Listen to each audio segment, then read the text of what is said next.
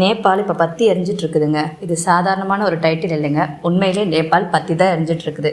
அங்கே இருக்க பார்லிமெண்ட், அமைச்சர்களோட வீடு, பிஎம்மோட வீடுன்னு எல்லாமே இப்போ பற்றி எரிஞ்சிட்ருக்குதுங்க. ஏன் அங்கே இந்த போராட்டம் நடந்துகிட்ருக்கு, சோஷியல் மீடியாவை ஏன் பேன் பண்ணாங்கன்னு தெரிஞ்சுக்கிறதுக்கு வீடியோவை ஃபுல்லாக பாருங்கள். அதுக்கு முன்னாடி நீங்கள் இப்போ தான் நம்ம சேனலை ஃபர்ஸ்ட் டைம் பார்க்குறீங்கன்னா லைக் பண்ணிவிட்டு சேனலை சப்ஸ்கிரைப் பண்ணிக்கோங்க. நேபாளில் 2K கிட்ஸ் ஏன் இந்த போராட்டத்தை கையில் எடுத்திருக்காங்கன்றதை தெரிஞ்சுக்கிறதுக்கு முன்னாடி உண்மையிலேயே அங்கே என்ன தான் நடந்துச்சு, ஏன் சோஷியல் மீடியாவை பேன் பண்ணாங்கன்னு தெரிஞ்சுக்கலாம். அவங்க என்ன மாதிரியான கோரிக்கையை முன்வைக்கிறாங்க அப்படின்னா, #NepoKids, #NepoBaby அப்படின்ற நெப்போட்டிசம்ன்றது ரொம்ப நாளாகவே நடந்துட்டு தான் இருக்குது. தன்னோட அப்பா யார் தெரியுமா அப்படின்னு சொல்கிற பேரை வச்சு பசங்க அதை மிஸ்யூஸ் பண்ணுறது. அதாவது நேபாளில் இருக்க மக்கள் நார்மலாக வாழ்கிறதுக்கே கஷ்டப்படுற நிலமையில் அங்கே இருக்க அரசியல்வாதிகளோட பசங்களும் அவங்களோட ஹையர் அஃபீஷியல்ஸோட பசங்களும் மட்டும் டெய்லியும் பார்ட்டி பண்ணுறதை என்ஜாய் பண்ணுறதுன்னு இருந்திருக்காங்க. இதை பார்த்த நார்மல் மக்கள் #NepoKidsன்னு போட்டு மீம்ஸ் பண்ண ஆரம்பிச்சிருக்காங்க. இது ட்ரெண்ட் ஆன உடனே ஹையர் அஃபீஷியலுக்கோ சோஷியல் மீடியாவை பேன் பண்ணிட்டாங்க.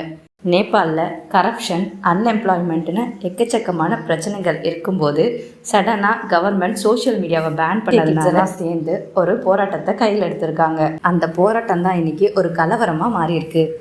இதனால் 16க்கும் மேற்பட்டவங்க உயிரிழந்திருக்காங்க, 200க்கும் மேற்பட்டவங்க காயமடைஞ்சிருக்காங்க. இந்த போராட்டத்தினால அந்த ஏரியாவோட பிரைம் மினிஸ்டர் தன்னோட பதவியை ராஜினாமா செஞ்சுருக்காரு.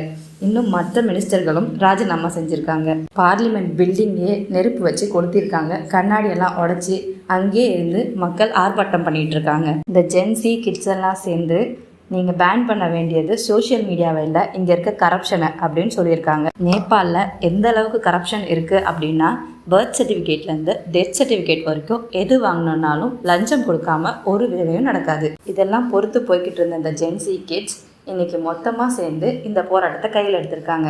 அரசாங்கம் அவங்களோட சோஷியல் மீடியாவை திரும்ப தரோம் அப்படின்னு சொன்னக்கப்புறமும் இன்னும் இந்த போராட்டம் நீடிச்சிட்ருக்கு. ஏன் அப்படின்னா, அவங்க இன்னும் சில கோரிக்கைகளை முன் வச்சிட்ருக்கிறாங்க. அது எந்த மாதிரியான கோரிக்கைனா, லஞ்சத்தை ஒழிக்கணும், இப்போ இருக்க ஆட்சியாளர்கள் மாறணும், துப்பாக்கி சூட்டில் இறந்து போன மக்களுக்கு நீதி கிடைக்கணும், இதை ஆர்டர் போட்ட ஹையர் அஃபீஷியல்ஸ் எல்லாருமே வேலையை விட்டு போகணுன்றது தான் அவங்களோட கடைசி கோரிக்கையாக இருக்குது. இந்த போராட்டத்தினால ஃப்ளைட்ஸ் எல்லாம் கேன்சல் பண்ணியிருக்காங்க. நாடே இப்போ ஒரு பதட்டத்தில் இருக்குது. இந்த நேபாள் போராட்டத்தை பற்றி நீங்கள் என்ன நினைக்கிறீங்கன்னு கமெண்ட்ஸில் சொல்லுங்கள்.